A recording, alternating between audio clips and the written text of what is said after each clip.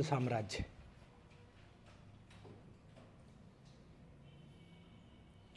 चोल साम्राज्य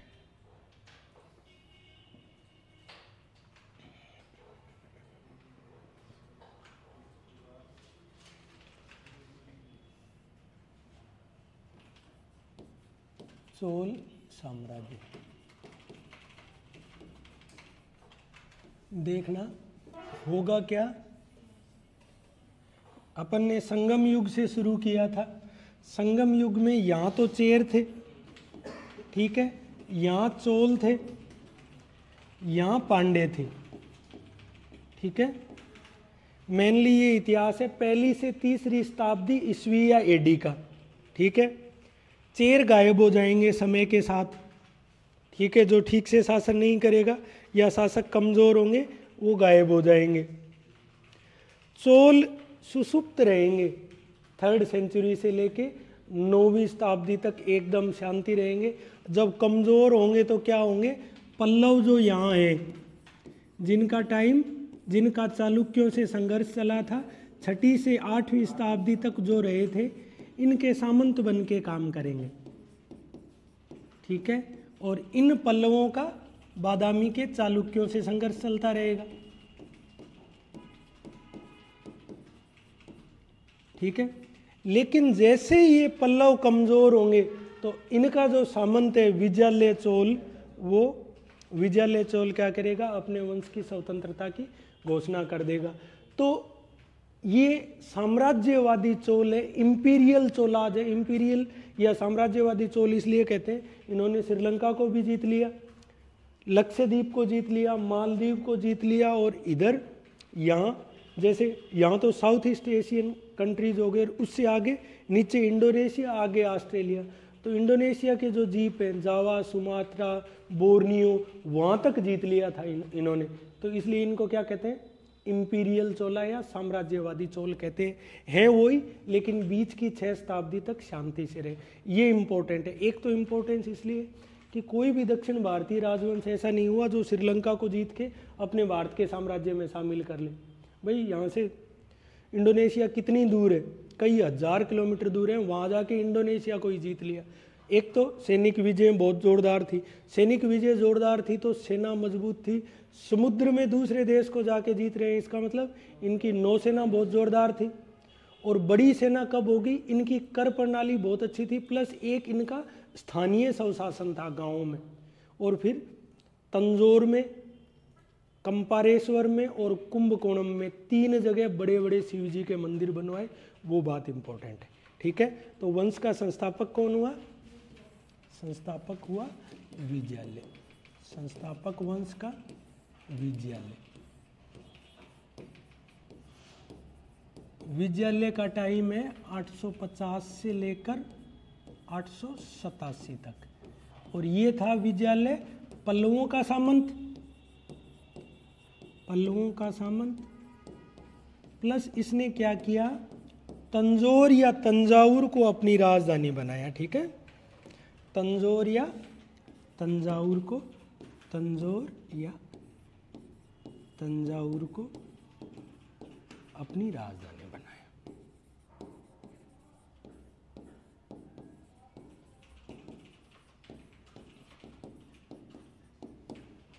ठीक है, तंजौर तंजावुर को राजधानी बनाया।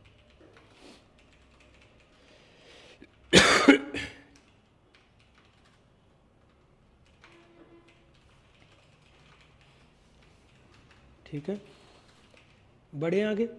देखो अब आगे क्या होगा, इसके बाद आएगा अगला शासक आदित्य। आदित्य क्या काम करेगा, विजयालय की हैसियत तो फिर भी सामंत के जैसी रहेगी, आदित्य पूर्णतः स्वतंत्र कर देगा, है ना, चोलों को पूर्णतः, चोलों को पल्लवों से पूर्णतः स्वतंत्र कर देगा, स्वतंत्र कर देगा। एक काम तो ये करेगा, दूसरा काम क्या करेगा, जो बचे खुचे पल्लव है पल्लवों को पराजित भी करेगा, पल्लवों को पराजित कर देगा। ये हुआ आदित्य 887 से लेकर 907 तक।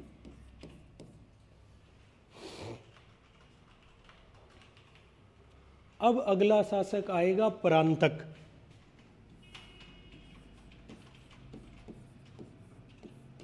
परांतक का समय होगा 907 से लेकर 953 एडी।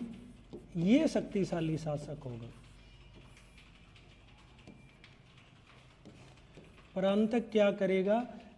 वेलूर का युद्ध लड़ेगा, वेलूर का युद्ध। और वेलूर के युद्ध में क्या क्या होगा?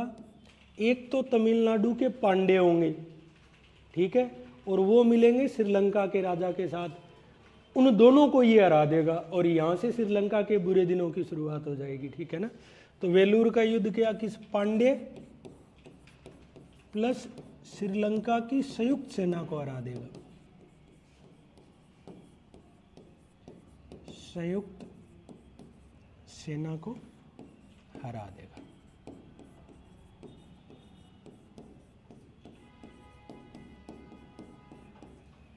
और यहां से श्रीलंका के साथ संघर्ष की शुरुआत हो जाएगी। देखो एक चीज और देख लेना, दक्षिण भारत में और कौन कौन इनके समकालीन राजवंश थे भी। ये तो यहाँ तो पांड्य आ ही गए, पांड्य अभी भी थे, यहाँ पांड्य होंगे। यहाँ इस समय कदंब और गंग शासक होंगे। उत्तरी कर्नाटक में तो कदंब और दक्षिण में गंग, प्लस चालुक्य होंगे। चालुक्य एक तो वेंगी वाले चालुक्य होंगे,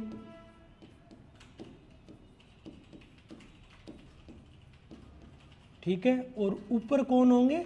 राष्ट्रकूट होंगे। ये याद रखना बस। ये तो छोटे छोटे हैं, इनसे लड़ाई, इनको तो इजीली वो हराता रहेगा। लेकिन राष्ट्रकूट क्या है? त्रिपक्षीय संघर्ष में शामिल थे, शक्तिशाली राजा थे। तो ये मैप बना लो प्लीज, है ना, मैप बना।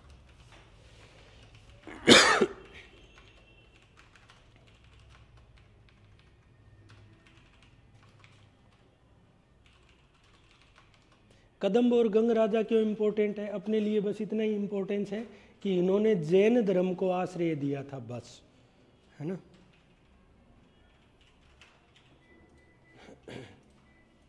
जैन धर्म को आश्रय दिया था।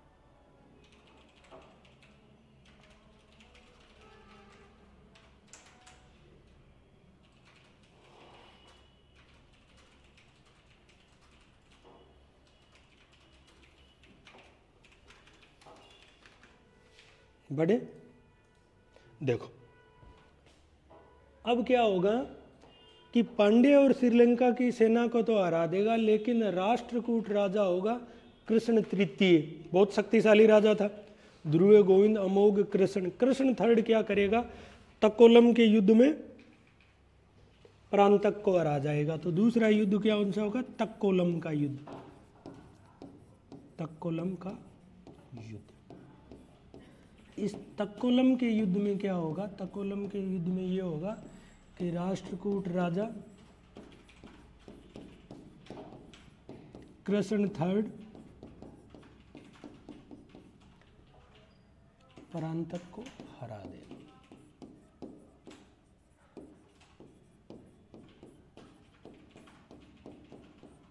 ठीक है, अब ये हरा देगा। अब आगे आएगा शक्तिशाली शासक राजराज चोल। ठीक है, बढ़े आगे। अब आएगा राजराज चोल। किसी भी वंश को स्थापित होने में इतना समय लगता है, राजराज चोल। और इस राजराज का टाइम होगा 985 से लेकर 1014। ये बहुत शक्तिशाली शासक होगा, है ना।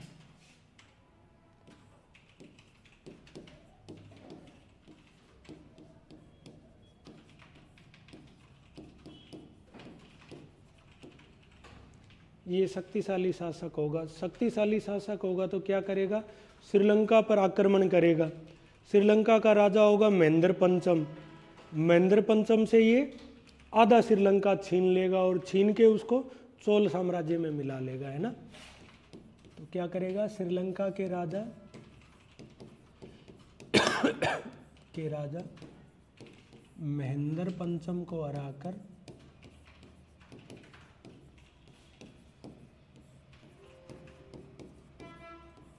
आधे श्रीलंका को, आधे या उत्तरी जो श्रीलंका था उत्तरी को ही जीतेगा, उत्तरी श्रीलंका को जीतकर चोल साम्राज्य में मिला लेगा।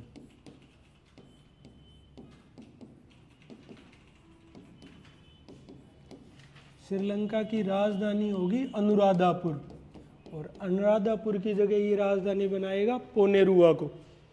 वो अपने लिए इम्पोर्टेंट नहीं है लेकिन श्रीलंका को हरा देगा और इसका काम पूरा करेगा इसका बेटा राजेंद्र चोल, वो पूरे को ही जीत लेगा। ठीक है। दूसरा काम क्या करेगा, वेंगी में दो भाई होंगे अपने मंत्री, जो भीमचोड़ होता है उससे लड़ रहे होते हैं, विमलादित्य और शक्तिवर्मन। तो वेंगी में चोड़ भीम को हरा के शक्तिवर्मन को राजा बना देगा, तो वेंगी भी इसके कब्जे में आ जाएगा। तो दूसरा क्या क्या काम करेगा, वेंगी में भी तो चालुक्य थे ना वेंगी में शक्तिवर्मन को राज सिंहासन पर बिठा देगा।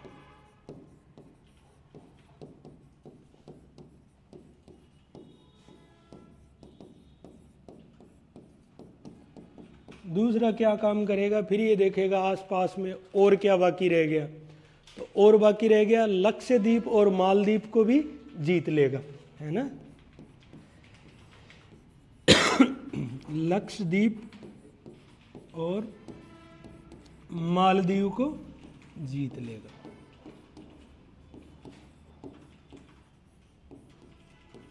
देखो, कोई राजा शक्तिशाली तभी होगा जब उसके आर्थिक संसाधन मजबूत होंगे। तो आर्थिक संसाधन मजबूत करने के लिए इसने क्या काम किया, एक तो भूमि का सर्वेक्षण करवाएगा। भूमि का सर्वे करवा के कर वसूल करो तो वो ज़्यादा बढ़िया रहता है ना। भी किससे कितना टैक्स लिया जाए, तो लिखो स्थानीय स्वशासन को बढ़ावा देगा, स्थानीय स्वशासन को बढ़ावा देगा और भूमि का सर्वेक्षण करवाकर कर व्यवस्था लागू करेगा।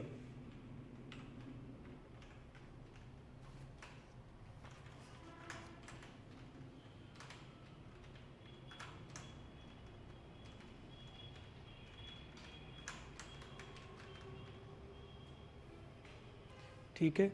अब ये क्या काम करेगा, जो तंजौर में एक मंदिर बनाएगा जिसको वरदेश्वर या राजराजेश्वर मंदिर कहते हैं। किसका मंदिर है, शिव जी का मंदिर है।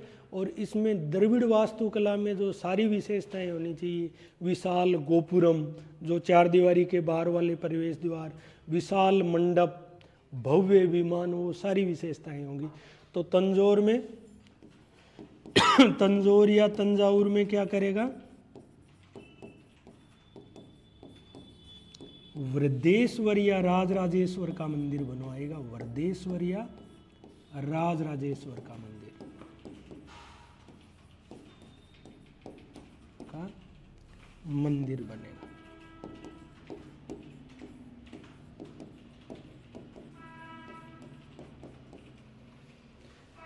ठीक है। तंजौर या तंजावुर में शिव को समर्पित इस मंदिर में, लिखना, शिव को समर्पित इस मंदिर में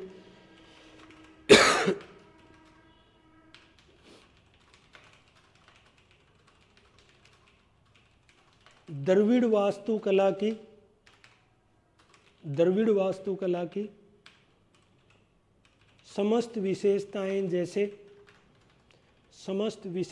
जैसे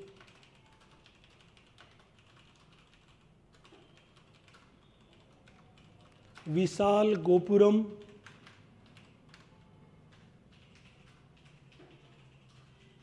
विशाल गोपुरम, भव्य विमान और मंडप सभी विशेषताएं विद्यमान है।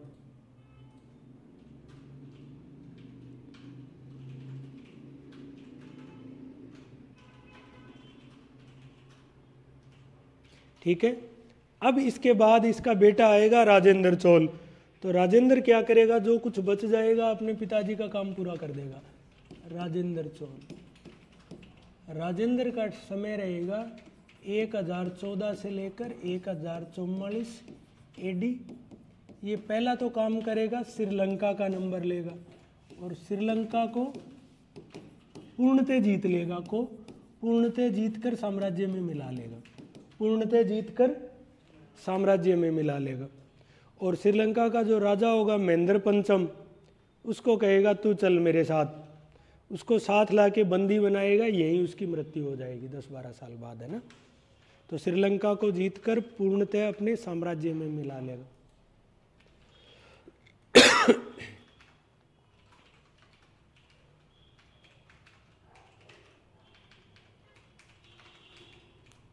और श्रीलंका के राजा महेंद्र पंचम को बंदी बनाकर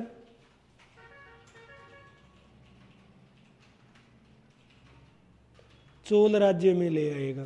तो ये बहुत बड़ी बात है ना, दूसरे देश को जीतना। अब लक्षद्वीप मालदीव तो पहले जीते जा चुके थे, तो बचा कौन। तो देखो शक्ति, देखो कितना कोई व्यक्ति कितना शक्तिशाली हो सकता है। कहाँ तमिलनाडु और कहाँ बंगाल। बंगाल के महिपाल को उत्तर भारत में आएगा, आके बंगाल के महिपाल को हरा के चला जाएगा। तो ठीक है, दूसरा काम क्या करेगा, उत्तर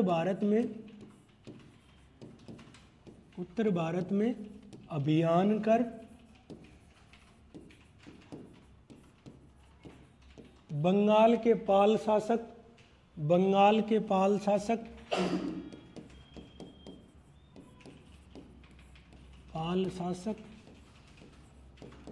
महिपाल को हरा देगा।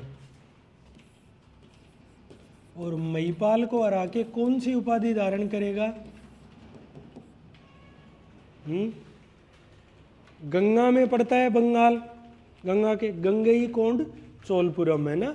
गंगई कोंड की उपाधि धारण करेगा। उपाधि कौन सी धारण करेगा, गंगे कोंड या गंगेई कोंड।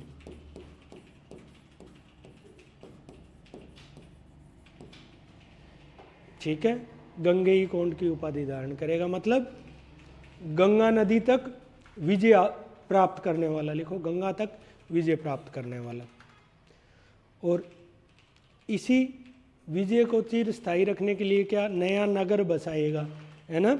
नए नगर का क्या नाम रखेगा, गंगई कोंड चोलपुरम। नया नगर बसा देगा गंगई कोंड चोलपुरम। ये लो, नया नगर बसा दिया गंगई कोंड चोलपुरम। अब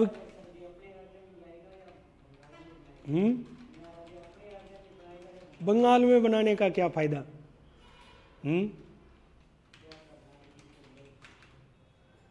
गंगा के तट पर कोई झड़प हुई थी किसी राज्य के लिए, ये संभव है क्या, कि उत्तर भारत में आकर वो बंगाल के पालों को अपने साम्राज्य में मिला ले। पीछे उसका क्या बनता, उस जमाने में थे क्या जो को मतलब ट्रांसपोर्टेशन के साधन, कि बंगाल से उसको तंजौर आने में समय नहीं लगता, तंजौर वाला साफ हो जाता। पीछे गंगा के किनारे कोई झड़प हुई, उसमें हरा के चला गया। पर ये बहुत बड़ी बात थी कि दक्षिण भारत के राजा उत्तर भारत में कब आए, या तो राष्ट्रकूट आए जो हरा के गए हैं पालों को, या ये, बाकी तो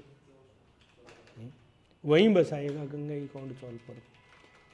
ठीक है, अब बाकी कौन बच गया था, बाकी जावा, सुमात्रा और बोर्नियो है ना, जो आज का इंडोनेशिया, उसका था श्री विजय साम्राज्य कहते थे उसको, श्री विजय साम्राज्य। श्री विजय साम्राज्य में क्या आता था, जावा, सुमात्रा आदि इंडोनेशिया के द्वीपों को भी जीत कर अपने साम्राज्य में मिला लेगा,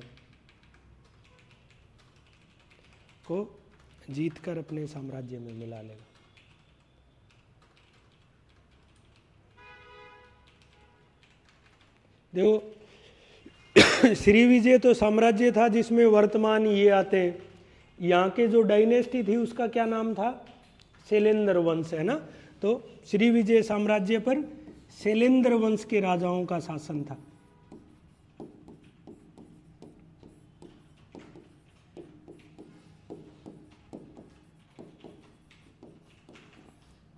शैलेंद्र वंश के राजाओं का शासन था। ये जो द्वीप है ना, जावा, सुमात्रा, बोर्नियो, बाली, इनमें भारतीय संस्कृति इतनी ज़्यादा फैली हुई है। इनके मंदिर है सारे के सारे हिंदू मंदिर है, और रामायण महाभारत के ही इनके कथाएं चलती है, क्योंकि ये भारत के लगातार सांस्कृतिक संपर्क में रहे थे। अभी भी, आज भी इनकी संस्कृति, हिंदू संस्कृति, आपको ये लगेगा भारत में ही कहीं घूम रहे, ठीक है। तो इनको जीतकर अपने साम्राज्य में मिला लेगा। अब जो शासक आएंगे वो कमज़ोर शासक होंगे। कमज़ोर शासक में कौन आएगा? वीर राजेंद्र आएगा, राजाधिराज चोल आएगा, विक्रम चोल आएगा और कुलोतुंग आएगा। कुलोतुंग थर्ड के बाद चोल साम्राज्य का पतन हो जाएगा। तो एक इम्पोर्टेंट शासक है, इसमें लिख लो कुलोतुंग थर्ड ने, आगे लिखना नए में देखो लिखो, इसके बाद पैराग्राफ चेंज करके लिखना। इसके बाद चोल साम्राज्य में तुलनात्मक रूप से कमजोर शासक आएंगे,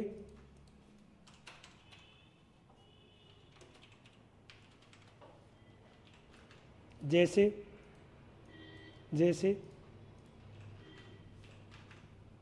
राजाधिराज वीर राजेंद्र,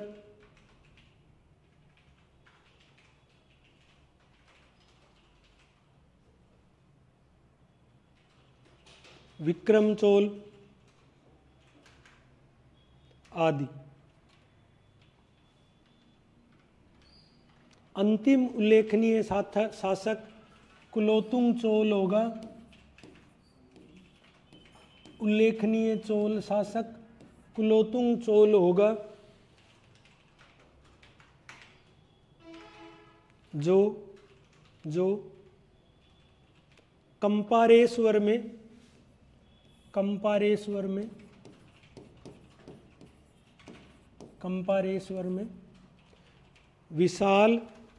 विशाल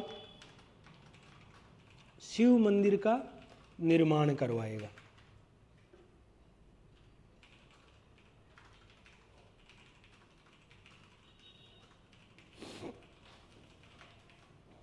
ठीक है, देखो अब जो इम्पोर्टेंट बात है वो इम्पोर्टेंट बात ये है कि इनकी प्रशासनिक व्यवस्था कैसी थी। प्रशासनिक व्यवस्था में अपन जोर रखेंगे इनके स्थानीय स्वशासन पर।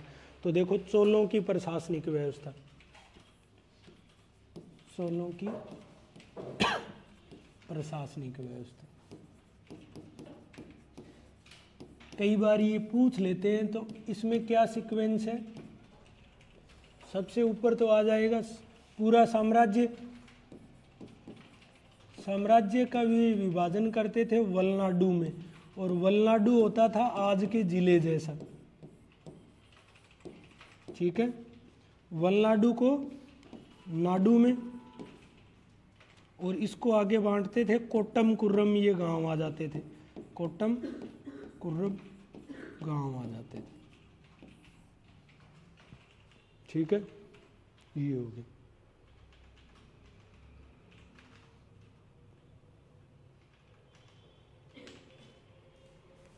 देखो इनकी इम्पोर्टेंट बात थी कि ये जो गांव थे ना, गांव में स्थानीय स्वशासन चलता था, मतलब गांव के लोगों में कमेटी बन जाती थी। कमेटी बन के कोई सिंचाई का ध्यान रखती थी, कोई उद्यान का ध्यान रखती थी, क्योंकि जो इनकी ज़मीन थी वो बहुत उपजाऊ थी। तो इन्होंने ये वैसे ही कौन कौन सी नदियों के बीच में थे, कावेरी और पेनारू नदियों के बीच में थे। तो दो नदियों के बीच की ज़मीन बताने की ज़रूरत नहीं है कितनी उपजाऊ होती है, तो कावेरी और पेनारू नदियों के मध्य थे। तो गांव में स्वशासन कर लिया तो कोई सिंचाई का ध्यान रखती थी, कोई उद्यानों का ध्यान रखती थी, कोई मंदिर का ध्यान रखती थी। प्लस मंदिर जो इनके थे, इनके मंदिर लिविंग टेम्पल थे, लोग सिर्फ धोख मारने के लिए नहीं जाते थे, वहाँ बैठ के मीटिंगें भी होती थी, गांव के विकास के लिए क्या करना है वो सारी योजनाएं मंदिरों में बनती थी। तो गांव का शासन कैसा था, गांव में स्थानीय शासन था, गांव में स्थानीय शासन था।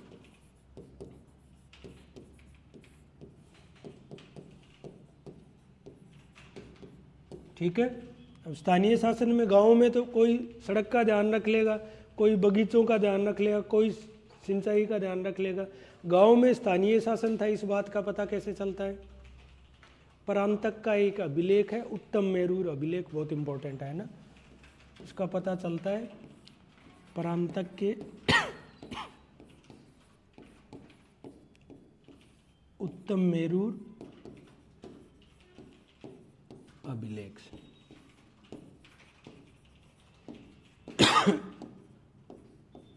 देखो, चोल राज्य की एक प्रमुख विशेषता लिखना, चोल राज्य की एक प्रमुख विशेषता गांव में स्थानीय शासन का होना था, स्थानीय शासन का होना था। देखो,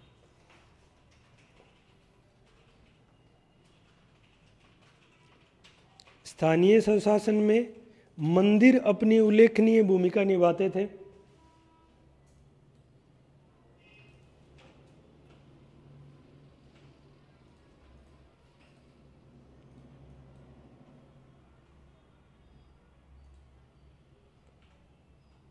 वारियम या गांव की सभा, वारियम या गांव की सभा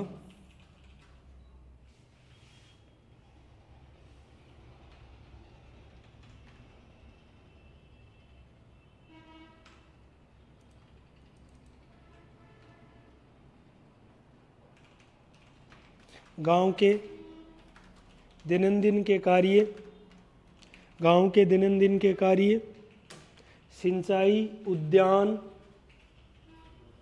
सिंचाई उद्यान, दैनंदिन के कार्य, सिंचाई उद्यान,